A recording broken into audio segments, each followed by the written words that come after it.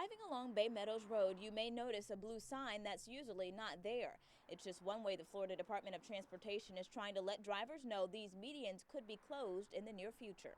Anytime we have a proposed change to especially medians, we definitely want to let people know because it changes access to businesses and access that people are used to using. Potentially closing these medians is just one of the topics the FDOT will bring up this evening in its public hearing. The agency will be unveiling the improvements it's proposing for Baymeadows Road between Freedom Commerce Parkway and Jacksonville Country Day School. What we can do when we're creating plans is we can get public input into the proposed plans, and then sometimes we can make it. Well, actually, we can often make adjustments to address concerns that the public may have regarding our proposal.